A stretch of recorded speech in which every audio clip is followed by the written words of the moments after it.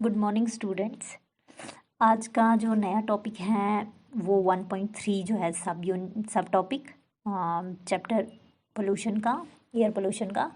इसका नाम है कंट्रोल ऑफ एयर पोल्यूशन। अभी तक हमने सिर्फ इम्पैक्ट पढ़े थे और अब हम पढ़ेंगे कंट्रोल ऑफ एयर पोल्यूशन। अब कंट्रोल अगर करना है तो हमारे में सबसे पहले जो एयर पोल्यूटेंट्स हैं वो गैसेस और पार्टिकुलेट मैटर हैं जिनकी वजह से पोल्यूशन होता है। तो जो पोल्यूशन है उसको जब हम कंट्रोल करते हैं, हमारा मेन फोकस जो है वो टेक्निक क्या हम यूज़ करते हैं उसके ऊपर, और कितना हम टोटल लोड जो पोल्यूशन का है, हमारा यही होता है कि जितना भी लोड है पोल्यूशन का वो हम रिड्यूस कर सके, कम कर सके।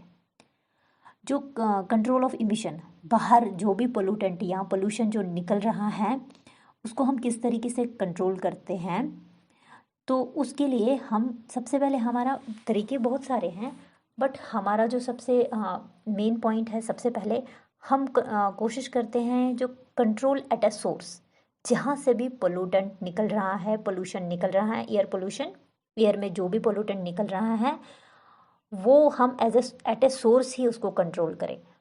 मोस्ट इफ़ेक्टिव मेथड जो है कंट्रोलिंग एयर पोल्यूशन, वो हम सोर्स से ही किस तरीके से कंट्रोल कर सके उसको हम प्रिवेंशन बोल सकते हैं। मतलब अगर हम वहाँ से ही उसको रोक दें जिधर से वो निकल रहा है, तो हम अपने हिसाब से प्रिवेंट करेंगे कि हवा में कोई भी पोल्यूटेंट नहीं जाता है। अब ये किस तरीके से होता है, सबसे पहले हम क्या करते हैं इसमें कि हम जो बर्निंग फ्यूल, चाहे हम डीजल है, कोल है, पेट्रोलियम है, जो भी हम चीज़ें जलाते हैं इनको हम रिप्लेस करें।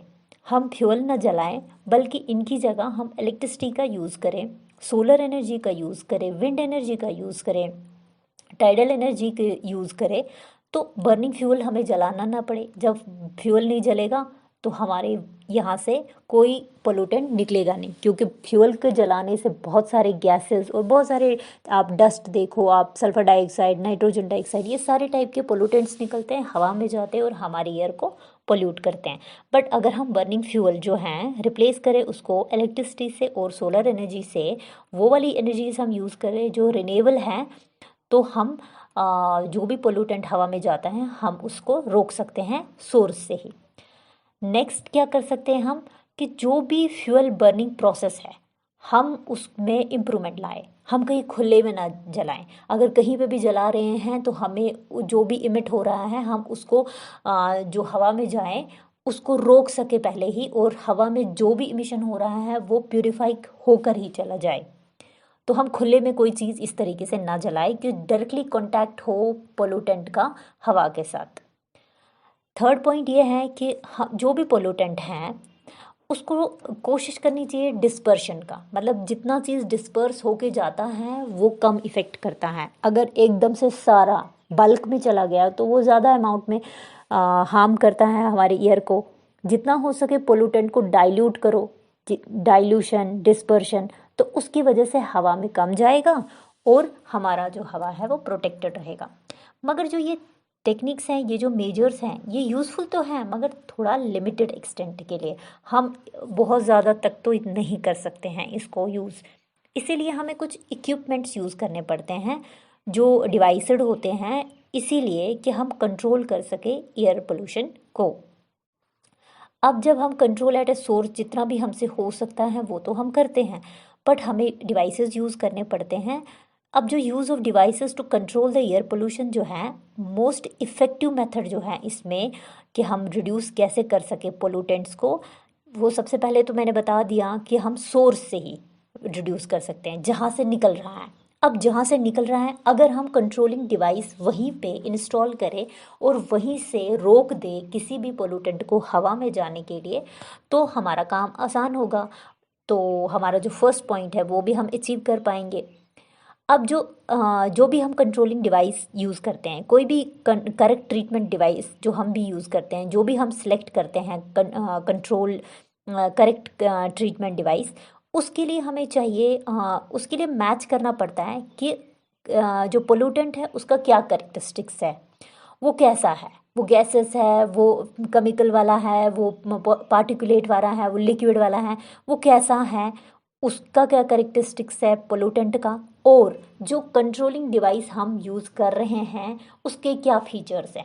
क्या वो उसको कंट्रोल कर सकता है कि नहीं, उस कंट्रोलिंग डिवाइस में क्या ऐसे फीचर्स हैं कि नहीं कि वो उस पोल्यूटेंट को रोक सकता है हवा में जाने के लिए। तो इनको आपस में मैच करना, कैरेक्टरिस्टिक्स ऑफ पोल्यूटेंट को और डिवाइस का क्या फीचर है।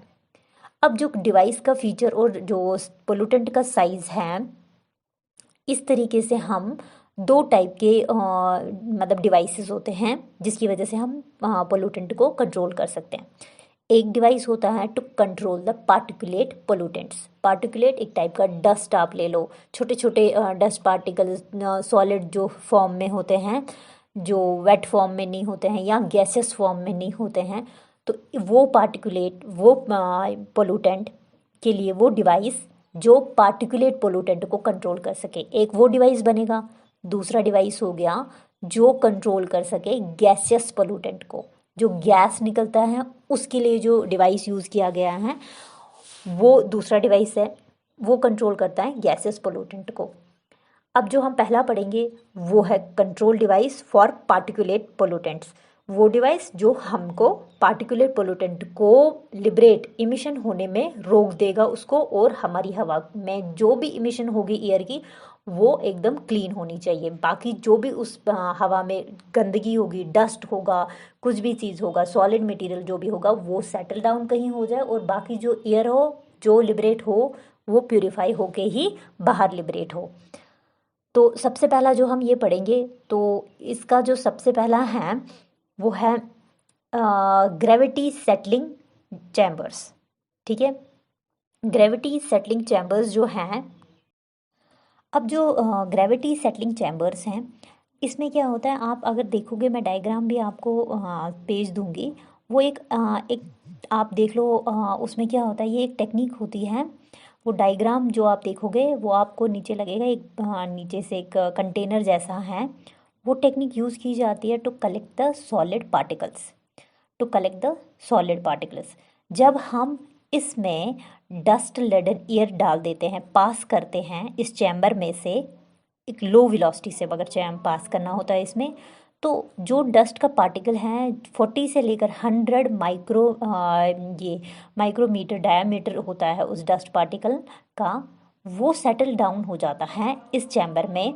जब हम कोई भी डस्ट लेडन एयर यहाँ से पास करते हैं, जब वो पास होती है उसके अंदर जो भी डस्ट पार्टिकल हैं वो नीचे सेटल हो जाते हैं, इसके चैम्बर के नीचे बॉटम में वो सेटल डाउन हो जाते हैं, और बाकी जो हवा ऊपर क्लीन रह जाती है, और वो क्लीन हवा यहाँ से पास आउट हो जाती है। तो जो डस्ट लेडन एयर होता है, जब हम लो वेलोसिटी से इसको पास कर रहे होते हैं, एक साइड से वो अपना जो उसमें डस्ट पार्टिकल है वो नीचे सेटल डाउन होते हैं बाय ग्रेविटी। ग्रेविटी जो होती है अपनी तरफ हर एक को खींचती है, तो वो नीचे की तरफ सेटल हो जाते हैं डस्ट पार्टिकल, और बाकी हवा जो हम इधर उधर घूम ही रही होती है तो वो दूसरी साइड से, आप चैम्बर में जब आप डायग्राम में देखोगे तो एयर का एक आउटलेट बनाया होगा, एक इनलेट बनाया होगा, एक आउटलेट बनाया होगा। तो इनलेट में से डस्ट लेडन एयर जाएगा और आउटलेट में से क्लीन एयर जाएगा, और जो बाकी डस्ट है वो नीचे सेटल डाउन हो जाएगी। तो इस वाले चैम्बर को बोला जाता है ग्रेविटी सेटलिंग चैम्बर। ठीक है, तो ये पहला है डिवाइस जो यूज़ किया जाता है सॉलिड पार्टिकल को जो भी होगा इसमें हमारे ईयर में, उसको सॉलिड पार्टिकल को किस तरीके से हवा में से निकालने में, तो ये वाला चैम्बर यूज़ किया जाता है, इसको सेटलिंग चैम्बर बोलते हैं। और जो अब नेक्स्ट है वो है साइक्लोन कलेक्टर्स। ये इक्विपमेंट जो है ये वर्क करता है प्रिंसिपल ऑफ ग्रेविटी सेटलमेंट पे। ठीक है, इसमें क्या होता है, ये एक वर्टिकली प्लेस्ड सिलेंडर होता है, बना होता है ये उसका, जिसमें विथ एन इन्वर्टेड कोन, नीचे इसका एक मतलब ये जो सिलेंडर है, आप इन्वर्टेड जब इसको उल्टा करके रखते हैं तो उल्टे नीचे वाले बेस पे इसको एक कोन शेप्ड होता है, मतलब आप सिलेंडर को उल्टा करो, नीचे वाला इसका कोन शेप्ड होता है, उसके नीचे एक बेस होती है अटैच्ड टू इट्स बेस। नीचे एक बेस, मान लो आपका कुछ कंटेनर रखा हुआ है उसके साथ नीचे इसी सिलेंडर को, बट इसको इन्वर्टेड रखना है। As the air enters the cylinder, जब एक बार इस सिलेंडर में हवा चली जाती है, तो जब ये जो हवा जब इसमें चली जाती है, जो भी हम हवा पास करना चाहते हैं जिसमें डस्ट होगा, जो भी इम्प्योर एयर होगा, तो ये एक हेलिकल पाथ लेती है। हेलिकल पाथ होती है एक तरफ से सर्कल, जैसे आप साइक्लोन नहीं होता है वो एकदम गोल गोल गोल गोल सा, वो ये डाउनवर्ड्स पाथ लेती है। It takes a helical path downwards. ठीक है, तो ये मैं डायग्राम भी आपको भेज दूंगी, उसमें आप देख लीजिएगा। तो जब ये रैपिड जैसे स्पाइरल नहीं होते हैं हमारी बुक्स को स्पाइरल बाइंडिंग होती है, उसी तरीके से जो ये हवा है ये भी स्पाइरली नीचे डाउनवर्ड की तरफ मूवमेंट करती है। अब जब ये हवा डाउनवर्ड मोमेंट करती है, जो पार्टिकल्स होते हैं वो क्या हो जाते हैं, ये जब सर्कल में घूमी घूमी घूमी तो जो ये पार्टिकल्स होते हैं वो एकदम से डस्ट पार्टिकल जो हैं वो उनको एक टुवर्ड्स द वॉल, इस सिलेंडर के वॉल्स की तरफ वो चला जाता है बाय सेंट्रीफ्यूगल फोर्स। उससे क्या होता है सेंट्रीफ्यूगल फोर्स में कि कोई भी पार्टिकल जब सर्कल में घूमता घूमता है तो वो बाहर की तरफ थ्रो बैक हो जाता है। तो ये वॉल्स की तरफ इसको फोर्स लगता है इन पार्टिकल्स को। जब हवा गोल गोल गोल गोल घूमती है उसके अंदर जो भी पार्टिकल होता है वो बाय सेंट्रीफ्यूगल फोर्स वॉल्स की तरफ जो सिलेंडर के वॉल्स होते हैं उनकी तरफ उस डस्ट पार्टिकल फेंक देते हैं। अब जो ये डस्ट पार्टिकल वॉल्स की तरफ चले गए ये धीरे धीरे धीरे सेटल डाउन हो जाते हैं, नीचे नीचे आ जाते हैं। जो नीचे कंटेनर जो हॉपर बॉटम में रखा गया है उसके अंदर वो सेटल डाउन हो जाते हैं। अब जो हवा बची इसके अंदर जो है अब कोई भी डस्ट नहीं है। अब जो दूसरी पाइप है जहाँ से आउटलेट है वहाँ से क्लीन हवा बाहर चली जाती है। इनलेट से जो डस्ट लेडन एयर है वो आ जाता है और फिर ये हेलिकल पाथ लेकर एकदम साइक्लोन की तरह गोल गोल घूमता है। और उस साइक्लोन की तरह जब गोल गोल घूमता है तो सेंट्रीफ्यूगल फोर्स अप्लाई होता है और उसके अंदर जो भी डस्ट है वो उसको फोर्स से बाहर सिलेंडर के वॉल्स की तरफ फेंकता है और धीरे धीरे जो डस्ट है वो सेटल डाउन हो जाती है धीरे धीरे नीचे एट द बॉटम। इस सिलेंडर के जो नीचे बेस में कोन शेप्ड इन्वर्टर जब रखा गया था वहाँ पे एक बेस होता है, उसमें ये बेस पे एक रखा होता है कंटेनर, उसमें ये सेटल डाउन हो जाता है। बाकी जो हवा होती है वो एकदम से दूसरे आउटलेट से बाहर निकल जाती है। तो ये साइक्लोन कलेक्टर्स जो होते हैं ये बहुत ही सिंपल होते हैं, लो कॉस्ट होता है, इतना ज़्यादा इसमें खर्चा नहीं लगता है, मेंटेन करना भी इनको बहुत ही इजी होता है। और जो डस्ट पार्टिकल होता है 15 से लेकर 50 माइक्रोमीटर की उससे साइज़ के, तो ये उसको निकाल लेते हैं, सेपरेट कर देते हैं हवा से। साइक्लोन कलेक्टर जो हैं can not settle down less than 10 micrometre से साइज़ के पार्टिकल्स को ये नहीं सेटल डाउन करता है, ये सिर्फ 15 से 50 के पार्टिकल्स को सेटल डाउन कर देता है। तो बाकी इनके साथ जो मैं डायग्राम भेजती हूँ आप उनसे टैली करके ये देख लीजिएगा। अब जो है वो थर्ड वन है डायनेमिक पर्सपिटेटर्स।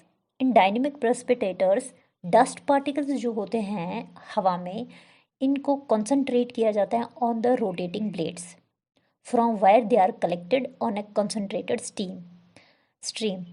इसमें क्या होता है एक आप जो भी कंटेनर जो भी इक्विपमेंट है, ठीक है, उस इक्विपमेंट को आप डायग्राम में देख लेंगे, वहाँ पे एक इनलेट है उसके थ्रू हम एक एम्प्लॉय करते हैं, मतलब उसके थ्रू हम पास आउट कर लेते हैं हवा जो भी डस्ट लेडन होती है। जब हम उसमें पास करते हैं तो उसके अंदर लगे होते हैं ब्लेड्स, वो ब्लेड्स जैसे हमारे पंखे में लगे होते हैं वैसे ही टाइप के ब्लेड्स, तो वो रोटेशन में घूम रहे होते हैं। जब वो रोटेशन में घूम रहे होते हैं तो जब हवा उनके पास जाती है तो वो हवा को भी घुमाते हैं अपने साथ और उसके साथ जो भी डस्ट पार्टिकल होते हैं उसको घुमाते हैं। और इसी जैसे पहले एक साइक्लोन कलेक्टर्स में सेंट्रीफ्यूगल फोर्स के थ्रू जो डस्ट पार्टिकल है वो फोर्सफुली वॉल्स की तरफ पुश हो गए होते हैं, उसी तरीके से इसमें भी जब रोटेशन ये ब्लेड कर रहा होता है गोल गोल घूम रहा होता है तो जो भी डस्ट पार्टिकल है उसको भी ये गोल गोल घुमा के नीचे बॉटम पे इसके पास जो भी होता है कलेक्शन के लिए उसमें गिरा देता है ये। तो इसमें 5 से लेकर 20 माइक्रोमीटर साइज़ के जो पार्टिकल हैं वो सेपरेट हो जाते हैं। सिर्फ ये उन चीज़ों के लिए सूटेबल नहीं होता है जो स्टिकी, अगर कोई फाइब्रस डस्ट है, कोई फाइबर वाला होता है या कोई चिपचिपा हुआ डस्ट होता है तो वो क्या हो जाता है वो ब्लेड्स के साथ चिपक जाता है वो ब्लेड, उस ब्लेड से वो निकलता नहीं है, वो ब्लेड इसको ही चिपक जाता है। बाकी जो डस्ट सॉलिड होती है वो एकदम वो चिपकने वाली नहीं होती है, वो गोल गोल घूम के नीचे कंटेनर में गिर जाती हैं with the same centrifugal force, उसको अपने से गोल गोल घुमा के बाहर की तरफ फेंक देता है, तो वो चले जाते हैं। मगर अगर कोई स्टिकी या फाइबरस डस्ट पार्टिकल है तो वो ब्लेड्स के ऊपर ही चिपक जाते हैं।